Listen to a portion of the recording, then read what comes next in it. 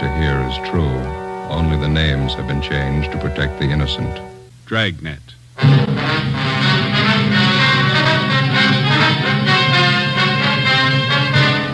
You're a detective sergeant. You're assigned a homicide detail. A newborn baby is taken from a hospital nursery. There's no trace of the infant. There's no trace of the abductor. Your job, find him.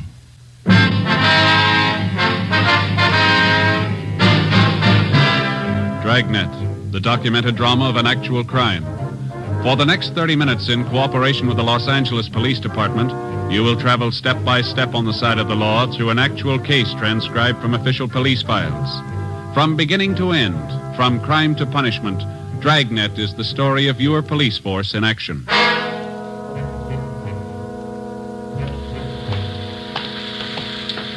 It was Thursday, January 28th. It was raining in Los Angeles. We were working the night watch out of homicide. My partner's Ben Romero. The boss is Captain Steed. My name's Friday. It was 11:35 p.m. when we got to Mercy Hospital on Norwich Avenue, the main entrance.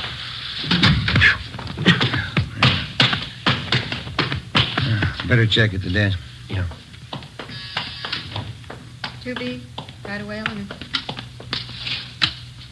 2B, Wayne. Yes, sir? Police officers, we received a call from the hospital here. Oh, yes, sir. Right this way, please. Yes, ma'am. Dr. Walsh is waiting for you. Is he the man in charge? Oh, no, Dr. Walsh is the head of the hospital. I see. Please, Dr. Walsh. Fine. Come in, please. Come in. Thank you, miss. Yes. Dr. Walsh? How you do? It's my partner, Sergeant Romero. My name's Friday. Yes, Homicide. I've been waiting for you. Will you have a seat, please? Thank you. Thank you, sir. Gentlemen, I just got here a few moments ago myself. No doubt you know as much about this as I do. We were notified that a 3-day-old baby's missing. Is that correct? Yes, one of the Stryker twins. Born just Tuesday morning. Mm-hmm. Where'd the baby disappear from, Doctor? Nursery. Can't understand how it could happen. Never heard of such a thing. Who was in charge of the nursery? Nurse O'Connor. She's back with the superintendent of nurses. Quite upset. Would you like to talk to her? Yes, sir, we would. All right. This way, please. Thank you.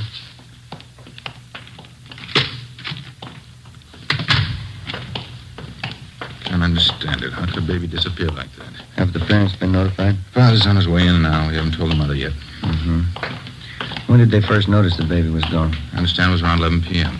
Call came into our office about 11:20. Go ahead, Sergeant. Nurse O'Connor? Yes, Dr. Walsh. These gentlemen are from the police department. Sergeant Romero, Sergeant Friday. Oh, you What do you do? They want to know all about what happened tonight. You know, of course, it's a serious matter. Try to tell exactly how it happened. I'll try, Doctor. All right, officers. Thank you. Well, we know that you're probably pretty upset, nurse, now. You just relax and take your time. Yes, sir. When did you first notice that the Stryker baby was missing? Must have happened somewhere between 11 o'clock and 10 minutes past 11. I'm sure of that. How are you sure of that? I came on duty a few minutes before 11. I took the night reports as usual, and I started checking the orders and the formulas. I remember very well that both the Stryker twins were in their cribs at that time. Mm-hmm. Go on, please. I think it must have been about 5 minutes past 11 when I got this phone call from home. My mother's been sick lately. It was about her. How far did you have to go to answer the phone? About 10 feet down the hall from the nursery, just around the corner. Could you see the entrance to the nursery from where you were talking on the phone? No, sir, I couldn't. But I was only on the phone for a minute or two. As soon as I hung up, I came right back to the nursery. Was the telephone call actually from your mother? Yes, sir. My mother has a heart condition. She wanted me to be sure and have a prescription filled. What time was it when you got back to the nursery, owner? Can you remember that? It wasn't quite 10 minutes past 11. As I came back through the door into the nursery, I noticed right away one of the cribs was empty. One of the Stryker twins was gone. Is there more than one entrance to the nursery, Miss O'Connor? Yes, sir. There are 2 entrances, but at night one of them's kept locked. Mm-hmm. Is it possible that somebody in the hospital, maybe a doctor, took the baby for examination or some kind of treatment? No, sir. Just as soon as I noticed the baby was gone, I went to the head nurse, and the 2 of us contacted everybody in the hospital. No one knew anything about it. Well, is it possible that the child's mother could have come down from the 2nd floor and taken the baby? No, sir. Miss Stryker's been asleep since 10 o'clock. She's still asleep. Were there any other nurses or attendants working near the nursery when the baby disappeared? No. No reason for anyone besides myself to be around at that time. None of the cleaning people. They'd all gone home. Dr. Walsh, I wonder if we could have a look at the nursery now. Certainly, Sergeant. Want Nurse O'Connor to come along? Yes, would you please? Yes, sir. Thank you.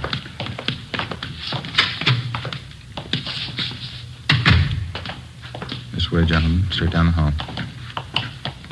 What are the hospital visiting hours, Doctor? The usual. 2 until 4 in the afternoon, 7 to 9 in the evenings. Quite strict about that. Mm-hmm. Do you know if all the visitors had left the hospital by 9 o'clock tonight? Of course, I wasn't here, but the superintendent of nurses told me they'd all left by 9. She's compiling a list of every visitor we had this evening. Good.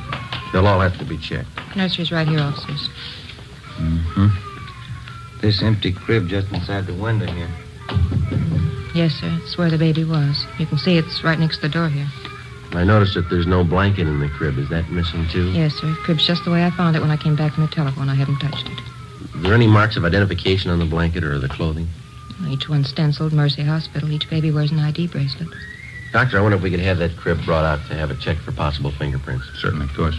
Is this the other door to the nursery you mentioned, Miss O'Connor? That's right, Sergeant. I checked it. It's locked. That large window on the other side of the nursery. Is that a stationary window? Yes, sir, it is. It faces onto a small court. Well, then whoever took the baby had to use this door. It's the only way they could have gotten in. Oh, excuse me a minute. I want to attend to the baby in there. Sure. Listen to that, Jim. Yeah. Doctor, are there any other entrances open at night besides the main one? Not after 10 p.m., no. Just the main entrance on Norwich Avenue. There's a nurse on duty there at all times. How about the parents? Is there anything unusual there? No, father's a working man. Mother's a housewife. Both the babies are perfectly normal, nothing unusual at all. 3-day-old baby. They usually take a lot of careful handling, don't they? Yes, definitely. First week's always critical. And this thing, taking a 3-day-old infant out in this weather, cold, rain. Afraid the odds are all against the child. You're sure the main entrance was the only one open after 10 o'clock? Yes, I can't understand it. How could anyone get that baby out of that hospital? How could they? We're not sure they did.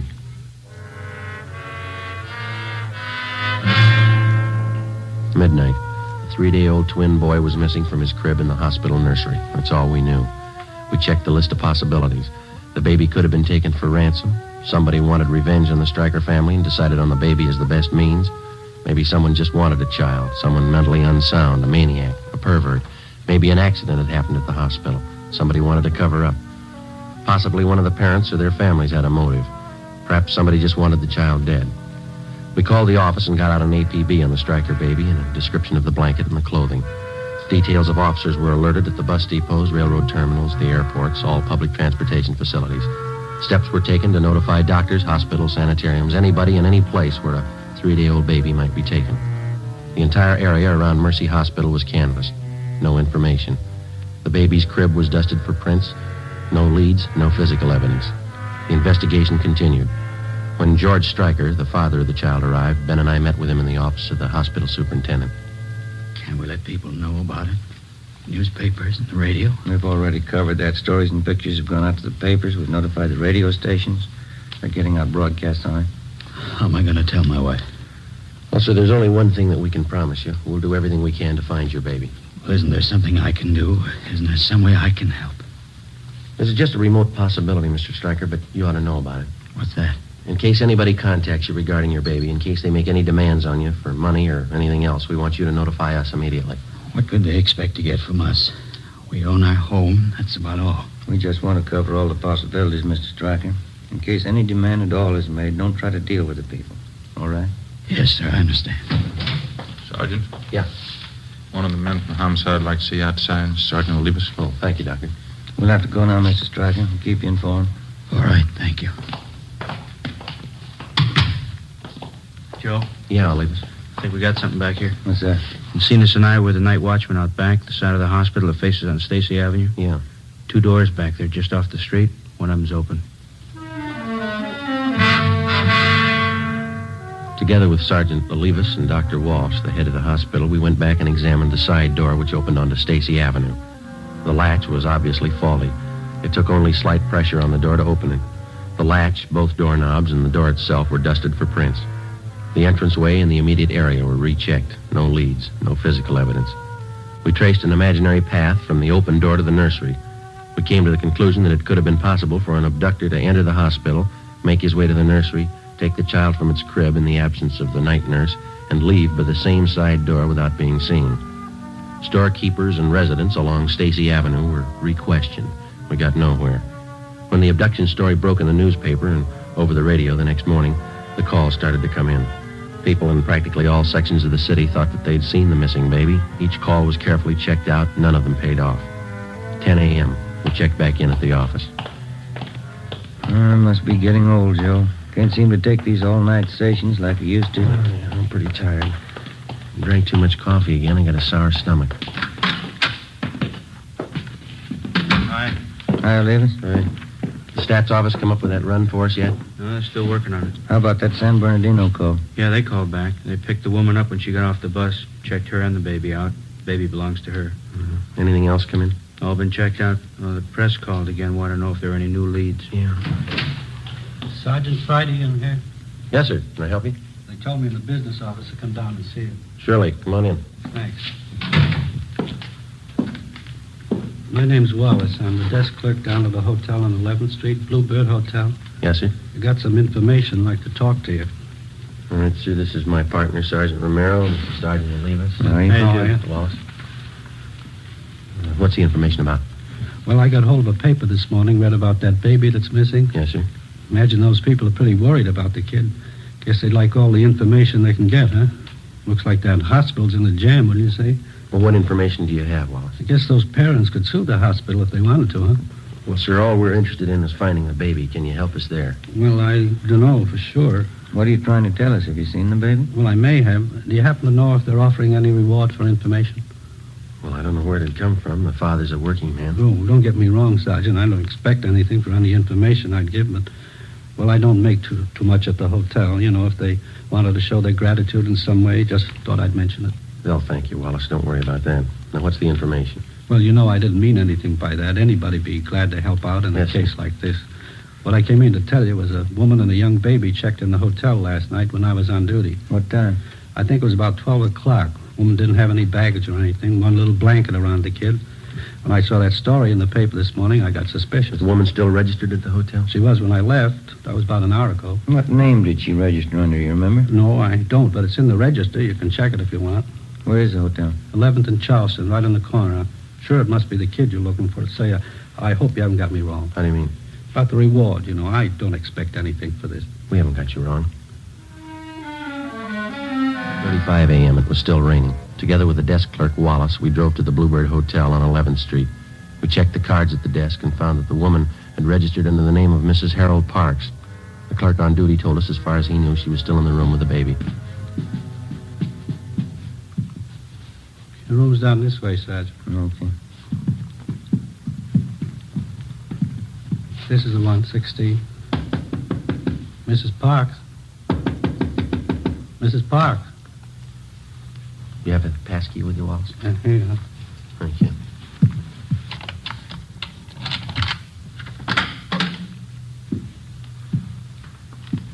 There's nobody here. Wait a minute. What have you got? Small blanket. Check the lettering. Mercy Hospital.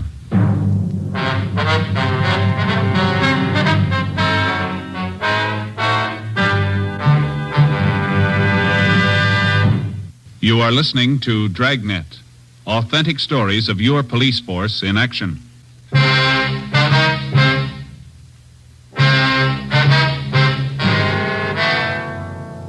Friday, January 29th, 11 a.m. We were unable to locate the woman who had registered at the hotel under the name of Mrs. Parks. There was no sign of the baby. The blanket we found in the room was identified by hospital personnel as the same type used in the nursery. The room was checked for fingerprints and physical evidence. We found nothing. People in adjoining rooms were questioned, but they could give us no information. We got a description of the woman who used the name Mrs. Parks from the desk clerk, and we got out an all-points bulletin on her. Her hotel registration card was checked for handwriting and fingerprints. Captain Steed ordered an immediate canvass of all hotels, apartments, and rooming houses in the central area. The hotel clerks were shown mug shots of possible suspects. They failed to identify any of them. 3 p.m. Friday, the search for the Stryker baby went on. Yeah, checked out all right. Okay, Gil, thanks. Anything? Gil and Zenas checked that Wilshire call. It's another phone. Might have something, fellas. Yeah? Ruiz and I were making the rounds of hotels out along Pico. Stopped at a drugstore for a cup of coffee. Mm-hmm. We talked to druggists while we were there. Had a pretty good story for us. You got a light? Yeah. Here you go. Thanks. This drugstore is 2 blocks from the hotel where the woman stayed. It's open all night. And the druggist told us the woman answering this Mrs. Parks' description came in about 1:30 a.m. Bought a whole raft of stuff. Mm-hmm. How do you mean? What kind of stuff? Well, everything for a baby. Bottles, nipples, dextrose, oil powder, you know, all that stuff. Was he sure of the woman's description? He gave it to us before we'd even mentioned what this Mrs. Parks looked like. Right down to the color of her coat. Did she have the baby with her when she bought this stuff? And the druggist said no. She even asked him if she could buy canned milk there. Where does it lead? How do you mean? Does he have any idea where the woman came from, where she went? No, but he said if she came back in again, he'd call us right away. He's going to notify the other clerks, too. They'll keep us posted if anything turns up. I get it. Homicide, Friday. My name's Mrs. Lucy. I'm calling about that missing baby in the paper. Am I talking to the right department? Yes, ma'am. Do you have any information on the case? Well, I certainly have. I know where that striker baby is right now. Where's that, ma'am? Right next door. The Salazars have him. What makes you so sure? It's perfectly obvious, that's all. It's not their baby. Why do you say that? That baby they have no more looks like Mr. Salazar and Mrs. Salazar than mine do. Well, how do you mean, Mrs. Lucy? It's very simple. Mr. Salazar is dark, quite dark. Dark hair, dark eyes, dark complexion. His wife's the same way. Yes, ma'am. The baby they have is a blonde. Before I hung up, I got the woman's name and address and told her that we'd check out her neighbors, Mr. and Mrs. Salazar. We weren't sure what it meant. It could be the real thing. It could be like 100 other calls that we'd had in the last 12 hours. Ben and I got in the car and drove out to the Salazar home on Wonderland Avenue. We noticed several cars parked in the driveway and in front of the house. We went up the front stairs and rang the doorbell.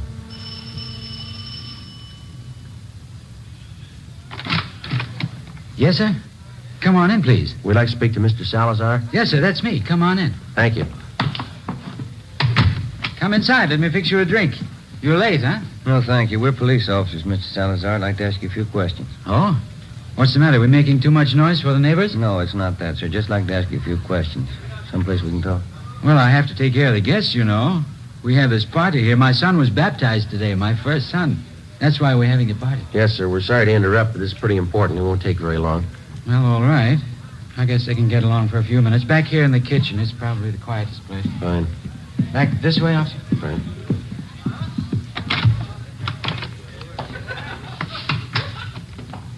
Over there. Pull up a couple of chairs. Oh, thank you.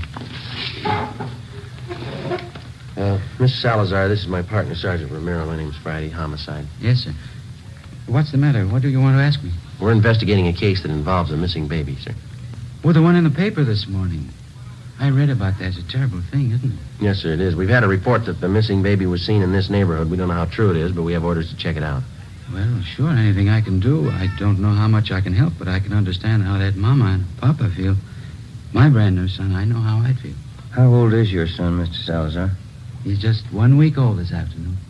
Fine boy. Was the baby born here in Los Angeles? No, I sent my wife Roberta to Phoenix to have the baby. We thought it'd be a lot healthier for her down there. She has a good friend of hers in Phoenix. Oh, I see. Your wife had the baby in Phoenix, and then she brought him back here. Yes, that's right. Roberta came in early this morning. Big surprise for me. I didn't know she was coming. And right away, I called all our old friends. I called Father DeSoto for the baptism, and I got things ready for the party. Big baptism party. Mm-hmm. You say your wife got back early this morning? Yes, a few minutes after 3 o'clock. Roberta came in on the plane. She said it was late. You know, a big storm. Mm-hmm. I wonder if we could talk to your wife, Mr. Salazar. Well, Roberta's taking a little nap right now. She got in late, you know, all the excitement. Do we have to wake her up? Well, no, sir, not right away. I just wonder if we could see the baby. Well, baby's sleeping, too.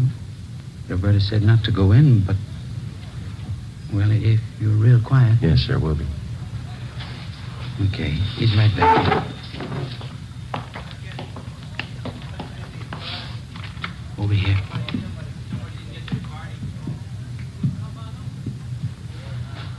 Let me pull the blanket down. Yeah. There he is. Big fella, huh? He's blonde. Huh? What do you think, Joe? I think he's got a twin. 5 p.m., Harlan Stahl from Latent Fingerprints arrived at the Salazar home. The footprint of the missing child taken at the time of birth was compared with a print from the child the Salazars had. The prints were identical. The missing baby had been found. 5:20 p.m., Ben and I talked with Mrs. Salazar in the kitchen of her home. The christening party went on. I don't think I understand what this is all about, officer. What has my baby got to do with all this?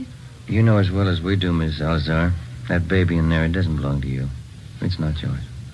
What do you mean it's not mine? Of course it's my baby. My husband's and mine. I just brought him from Phoenix last night. That's where the baby was born. What are you trying to do to me? That baby isn't yours, Mrs. Salazar. Now, you know that. It was taken from the hospital. How about the truth? You don't know what you're saying. You don't know what you're talking about. It's my baby. He was baptized today. Juan Tomas Salazar. He's my baby. This is a pretty serious matter, ma'am. The baby's footprint has been checked out. The child belongs to a Mrs. Stryker. We want to know how you happen to have him. Because he's my baby. That's why I have him. You don't know what a mistake you're making. He's my baby. I brought him from Phoenix last night. You can ask my husband. He'll tell you. A woman checked in at the Bluebird Hotel on 11th Street about midnight last night, Mrs. Salazar. She had a young baby with her. You fit her description. I didn't go to a hotel last night. The plane landed here from Phoenix. I came right home. The hotel clerk remembers you. He can identify you. So can the druggist when you bought the supplies from. I bought nothing. The plane landed. I came home. It's my baby. It's my baby. We found the baby's blanket in the hotel room you rented. We have your description from at least 3 people, even the color of the coat you wore last night. You can't take him away. He belongs to me. Me and Frank, you can't take him away, please. You can't. Miss Salazar, why don't you put yourself in the place of the real mother of that baby? How do you think she feels about her baby being taken away? How about it, Miss Salazar? Have a drink, officers, please? For the party? Have a drink, I'll tell you. Tell us what, ma'am? I'm tired. Let me sit down. Yeah. Please, just for a few minutes. I tell you how it happened. I know you understand. Yes, ma'am. It'll be 11 years next month that Frank and I were married. I don't have to tell you we want a baby. Frank always wanted a baby, but no more than I did. It's what we live for. A baby of our own. Yes, ma'am. Boy or girl, we didn't care. But we didn't have one. For 11 years, we didn't have one. Then last April, that's when the doctor told me. He said I was going to have a baby. Yes, ma'am, I understand. Well, a month before the baby was born, we thought it would be better if I went to my friend's place in Phoenix, Arizona. For the winter, you know, it would be warmer there. And Frank thought it would be nicer for me and the baby. Your husband was still in Los Angeles? Yes, he tried to come to Phoenix, but he had to work, so I had my baby alone. It was a boy. My friend was with me. She'll tell you it was a boy. Yes, ma'am. I kept calling for him to bring my baby. It was a long time I kept calling. Then they finally came, and the doctor, too. And he's the one that told me. Yes, ma'am. He looked just like his father. I know that. But they told me he was dead. I don't remember much after that, Sergeant. I got out of the hospital, and I took the plane, and I came back here. Mm-hmm. It was dark, and it was raining. But I walked around. I walked up and down the streets, thinking, what could I tell Frank? Baby was dead, that's all I could tell him. Then I walked past the hospital. That was Mercy Hospital, huh? Yes. And it was raining. And I could see all those babies inside, warm and in their cribs. And I wanted just one of them. Just one for Frank and me. So I went in the side door and I found the nursery. And when the nurse was gone, I took him and left. My baby. I went to the hotel to keep him out of the rain, and when it cleared a little, I took him home. I took him home to Frank. I took my baby home. That's why you want my baby, isn't it? Because I took him? Because my baby died and I took him? Everything will be all right, Miss Salazar. I think we can straighten it out. Roberta, you talked to the officers? Frank, what do you want me to say? It'll be all right, officers. Won't everything be all right? Yes, sir. I think we can work it out. What could I tell you, Frank? What was there to say to you? It's all right, honey. It's all right. I'll go out and tell the people now. And what can you say? What can you tell them? The party's over. It's just a mistake. The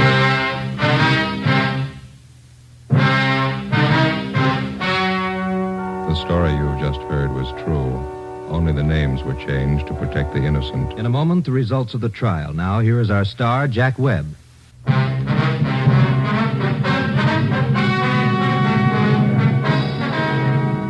Roberta Salazar was examined by 6 psychiatrists and was ordered to be placed in a state mental institution for treatment. You have just heard Dragnet, a series of authentic cases, portions transcribed from official files. Technical advice comes from the Office of Chief of Police W.H. Parker, Los Angeles Police Department. Coming up, We the People, then Screen Directors Playhouse on NBC.